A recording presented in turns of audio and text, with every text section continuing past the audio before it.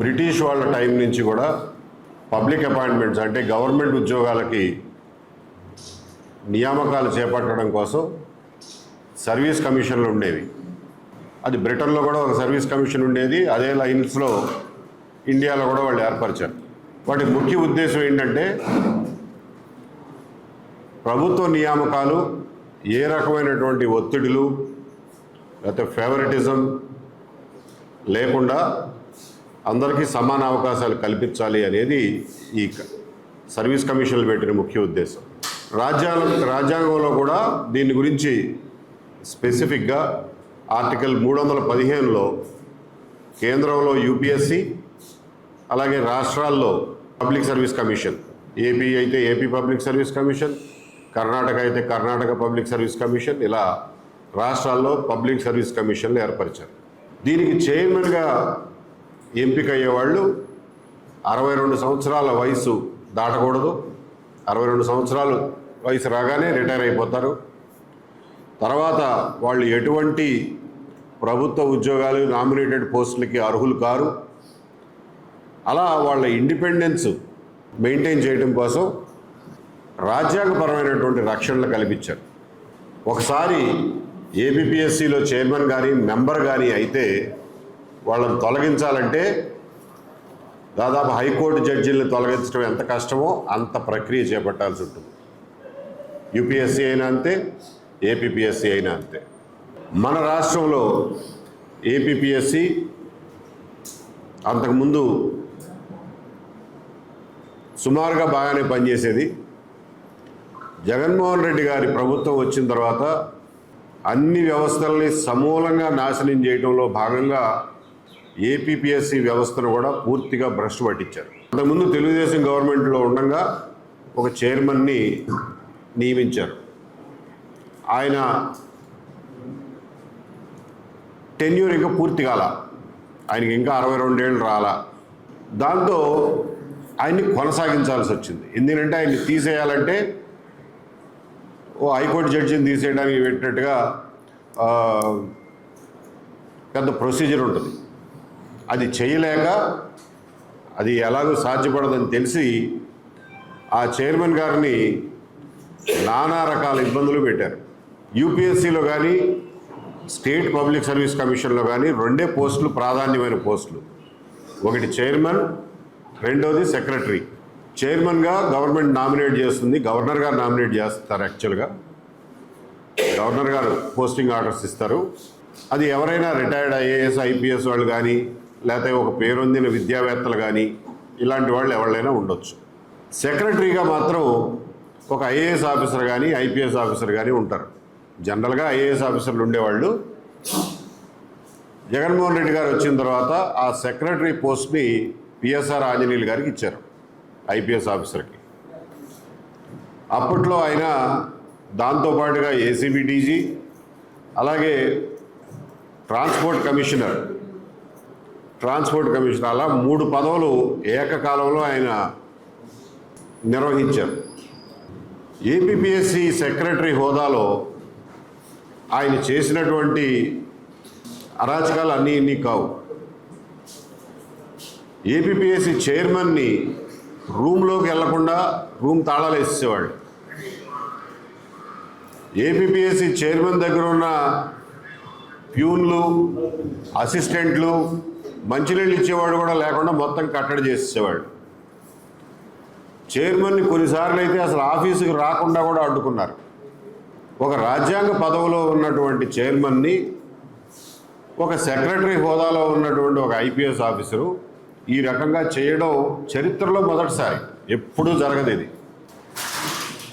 ఇది జగన్మోహన్ రెడ్డి గారి హయాంలో ఆయన కనుసన్నల్లో జరిగినటువంటి విషయం. ఒక రకంగా చెప్పాలంటే యూపీఎస్సీ కానీ పబ్లిక్ సర్వీస్ కమిషన్లు కానీ చాలా స్వతంత్రమైన వ్యవస్థలు. వాటి మీద ప్రభుత్వం పెత్తనం ఏమాత్రం ఉండదు, ఉండకూడదు, నార్మల్గా ఉండదు కూడా. వాళ్ళ పని అలా చేసుకోమంటారు. ఎందుకంటే వాళ్ళ రూల్స్ అన్నీ చాలా స్ట్రిక్ట్గా రాసి పెట్టుకుంటారు. గత 75 సంవత్సరాల్లో రకరకాల రిక్రూట్మెంట్లో జరిగినటువంటి ఇబ్బందులు, వచ్చిన అపవాదుల్ని చూసుకుంటూ ఎప్పటికప్పుడు రూల్స్ మార్చుకుంటూ కఠినపరుచుకుంటూ అవి పక్కా సిస్టమ్స్గా పనిచేస్తున్నాయి. కానీ జగన్మోహన్ రెడ్డి గారి గవర్నమెంట్లో మాత్రం ఆంజనేయులు గారి ద్వారా ఆ వ్యవస్థని పనిచేయకుండా దాన్ని మూలబెట్టేశారు. ఆంజనేయులు గారి హవా ఎంతలా ఉండేదంటే ఆయన చెప్పిందే వేదం. మొత్తం ఏపీపీఎస్సీ స్టాఫ్ మొత్తం, అక్కడ ఉండేటటువంటి అసిస్టెంట్ సెక్రటరీలు, జాయింట్ సెక్రటరీలు, క్లర్కులు, సూపర్వైజర్లు అందరూ ఆయన చెప్పినట్టు వినాల్సిందే. అటువంటి పరిస్థితి కలగజేశారు. చైర్మన్ని నామమాత్రం చేశారు. ఆయన అసలు కన్సల్ట్ చేసేవాళ్ళు కాదు, ఏ ఫైలు ఆయనకి పంపించేవాళ్ళు కాదు. ఇలా జరిగే క్రమంలో 2018లో ఇచ్చినటువంటి 165 లేకపోతే 169 పోస్టులకు ఇచ్చిన గ్రూప్ 1 సెలక్షన్ నోటిఫికేషను 2018లోనే పడింది. 2019లో జగన్మోహన్ రెడ్డి గారి గవర్నమెంట్ రాకముందే ప్రిలిమ్స్ ఎగ్జామ్స్ అయిపోయింది. మే 24వ తారీఖునే ప్రిలిమినరీ ఎగ్జామ్ అయిపోయింది. 1,10,000 మంది క్యాండిడేట్లు అప్లై చేశారు, కానీ 60,000 మంది మాత్రమే ప్రిలిమ్స్ రాశారు. ఆ రాసిన వాళ్ళల్లో వాళ్ళకి ఏదో రేషియో ఉంటుంది, దాని ప్రకారం ఒక 10,000 మందిని సుమారుగా మెయిన్స్ పరీక్షలు రాయడానికి సెలెక్ట్ చేశారు. మెయిన్స్ పరీక్షలు ఎప్పుడు జరిగినాయంటే 2020 డిసెంబర్లో మెయిన్స్ పరీక్షలు జరిగినాయి. అంటే జగన్మోహన్ రెడ్డి గారి గవర్నమెంట్లోనే మెయిన్స్ పరీక్షలు జరిగినాయి. జరిగిన తర్వాత పేపర్లు ఎవాల్యుయేషన్ చేయాలి కదా. ఎవాల్యుయేషన్ చేయడానికి ఎవరు ఎవాల్యుయేషన్ చేయాలి, ఎగ్జామినర్లు ఎక్కడ పెట్టాలి, ఎవాల్యుయేషన్ సెంటర్ ఎక్కడ పెట్టాలి అనేది చైర్మన్ డిసైడ్ చేయాలి. ఆయన సంతకం ఉండాలి, ఆయనే అప్రూవ్ చేయాలి. కానీ చైర్మన్కి అసలు ఫైల్ కూడా పంపించకుండా, ఆయన అప్రూవలే తీసుకోకుండా ఆంజనేయులు గారు ఆయన అంతటా ఆయన డిజిటల్ ఎవాల్యుయేషన్ చేస్తాము అని చెప్పి ఆయనే డిసైడ్ అయిపోయాడు. డిజిటల్ ఎవాల్యుయేషన్ అని ఏంటంటే, ఇప్పుడు ఆన్సర్ షీట్లు ఉంటాయి ఇట్లా, దీన్ని స్కానింగ్ చేస్తారు. స్కాన్ చేస్తే ఒక పీడిఎఫ్ ఫైల్ వస్తుంది, సాఫ్ట్ ఫైల్. ఆ ఫైల్స్ అన్నీ ఒక హార్డ్ డ్రైవ్లో పెట్టి ఎగ్జామినరు పాలకొల్లులోనో లేకపోతే గుంటూరులోనో తిరుపతిలోనో ఉంటే ఆయనకు ఒక 40 పేపర్లు, 40 ఫైల్స్, 40 పీడిఎఫ్ ఫైల్స్ ఆయనకి పంపిస్తారు.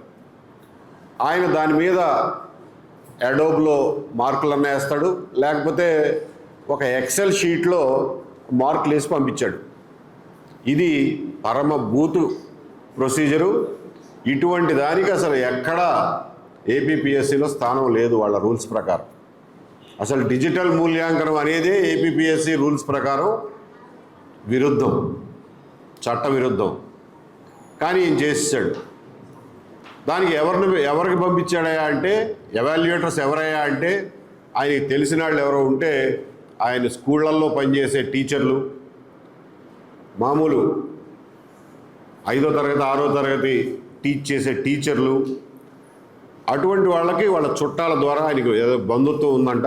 ఆ బంధువులకి సంబంధించిన స్కూల్ టీచర్లు వాళ్ళందరికీ ఒక 150 మందికి ఈయనే సెలెక్ట్ చేసి పంపించాడు. అసలు ఎగ్జామినర్ని సెలెక్ట్ చేయాల్సిన బాధ్యత చైర్మన్ది.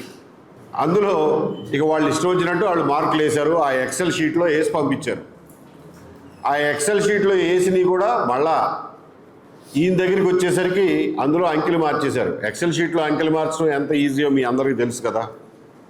దానికి ఏం ఆధారం ఉండదు. ఎక్సెల్ షీట్లో జస్ట్ అంకి మార్చుకోవడమే. మార్చేసుకుని ఒక 326 మంది ఇంటర్వ్యూకి అర్హులు అని చెప్పి ఒక లిస్టు తీశారు.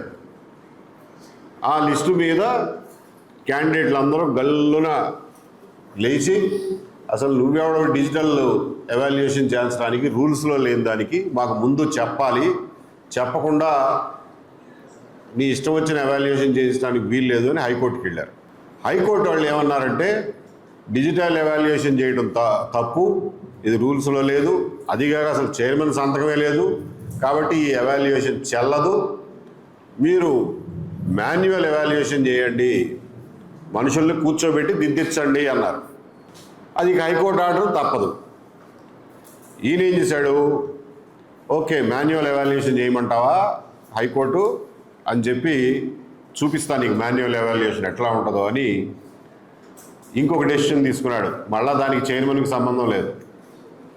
చైర్మన్ అప్పటికి రిటైర్ అయిపోయాడు. ఆయన రిటైర్ అయిన దాకా ఆగారు. ఆయన రిటైర్ అయిపోయిన మరుక్షణం రమణారెడ్డి గారిని ఎవరో ఒక మెంబర్ని ఇన్ఛార్జ్ చైర్మన్గా చేశారు. ఈయనే డెసిషన్ తీసుకుని మాన్యువల్ ఎవాల్యుయేషన్కి ఒక థర్డ్ పార్టీకి, క్యాంప్సైనో ఏదో ఉంది కంపెనీ పేరు, ఆ థర్డ్ పార్టీకి నేను కాంట్రాక్ట్ ఇస్తున్నాను అని చెప్పి 1,14,00,000 రూపాయలకి కాంట్రాక్ట్కి ఇచ్చేశాడు. మొట్టమొదట డిజిటల్ ఎవాల్యుయేషన్ చేయడానికి 1,38,00,000 ఖర్చు పెట్టారు. రెండోసారి మాన్యువల్ ఎవాల్యుయేషన్ పేరు మీద 1,14,00,000కి తెలిసిన వాళ్ళకి, అది కూడా తెలిసిన వాళ్ళే. ఎవరయ్యా అది అంటే, జగన్మోహన్ రెడ్డి గారు ఉన్న టైంలో అసెంబ్లీ సమావేశాల ప్రత్యక్ష ప్రసారాలు చూసే కుర్రాడు ఒకటి ఉంటేవాడు. రాజశేఖర రెడ్డి గారి జమానా నుంచి వాళ్ళ రాజ్యానికి భక్తుడు. ఆ కుర్రాడిని పిలిచి నువ్వు చేయించేసే అన్నారు. చేయించేసే అని చెప్పి ఎంతో సీక్రెట్గా ఉంచాల్సినటువంటి జవాబు పత్రాలని కట్లగట్టి హాయ్లాండ్కి పంపించారు. హాయ్లాండ్లో ఎవాల్యుయేషన్ చేస్తామని చెప్పి పంపించారు. ఆయన ఒక్కడే ఇందులో పార్టిసిపేట్ చేశాడా అంటే కాదు, ఎంటైర్ ఏపీపీఎస్సీ స్టాఫ్ అంతా వెళ్ళింది అక్కడికి హాయ్లాండ్కి. మొత్తం వెళ్ళి అక్కడ సూపర్వైజ్ చేశారు. హాయ్లాండ్లో 84 రోజుల పాటు ఈ 10,000 మంది అభ్యర్థుల జవాబు పత్రాలు హాయ్లాండ్లో పడి ఉన్నాయి. దానికి దిక్కు దివాణం లేదు, దానికి కాపలా కూడా లేదు. అక్కడ గార్డ్ ఒకటి గుంటూరు జిల్లా నుంచి పెట్టారు, కానీ వాళ్ళు ఓన్లీ సెక్యూరిటీ కోసమే తప్ప జవాబు పత్రాల భద్రత కోసం కాదు. వాళ్ళు ఊరికే అక్కడ గార్డ్ లాగా నుంచునేవాళ్ళు.